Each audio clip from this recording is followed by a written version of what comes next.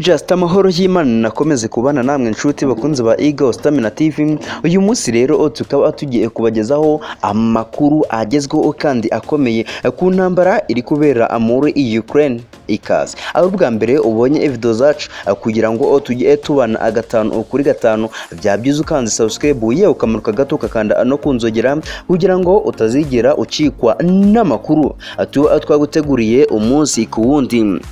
Nongeye kubaha ikaze nanone.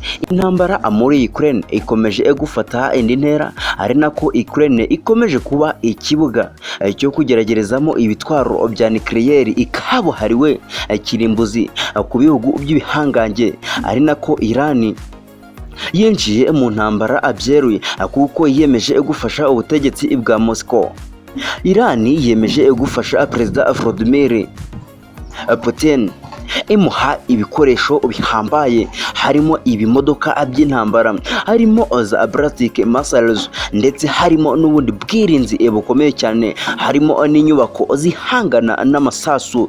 Yewe Iran ikaba yayiprofitiyemo kuko Iran isanzwe n'ubundi ari umwanzi ukomeye wa Leta Zunze Ubumwe za Amerika.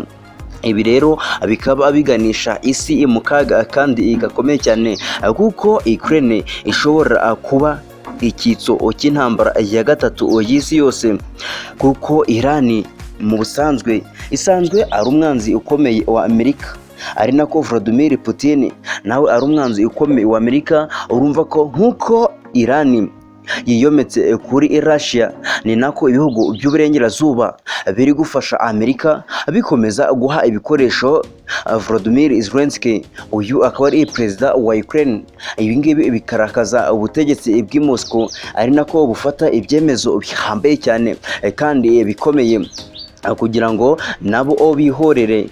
Ibi bikaba bikomeje kwafegita ahanini ibihugu byo muri Afurika, kuko haba Iran ndetse na Moscow ubutegetsi bwaho ibyo kuvuga ngo muri Afurika wabaye gute, ibi ngibi babiteye utwatsi. Icy'ingenzi yuko batahukana intsinzi ibi ngibi, ariko Iran ikaba igomba gukora igishoboka cyose. Yatangaje ko haba kurasa kuri Amerika cyangwa se kureka bakayirasira muri Ukraine byose bazabikora, ariko mpaka Biden agatsindwa iyi ntambara, dore ko Amerika bayishinja kwiterera ahantu hose hari urugamba, bigira abanyiri intambara cyangwa se bigira abantu bakomeye cyane. Ibi ari nabyo Perezida Vladimir Putin w'Uburusiya yavuze ko igihe Amerika itarava muri Ukraine atazigera ahagarika gukora ibikorwa wiyita ibya gisirikare yatangije muri Ukraine, dore ko kuva yabitangiza mu kwezi kwa kabiri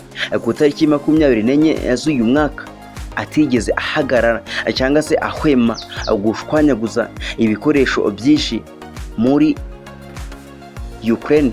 Hasta la vista. Iyi ni Eagle Stamina TV.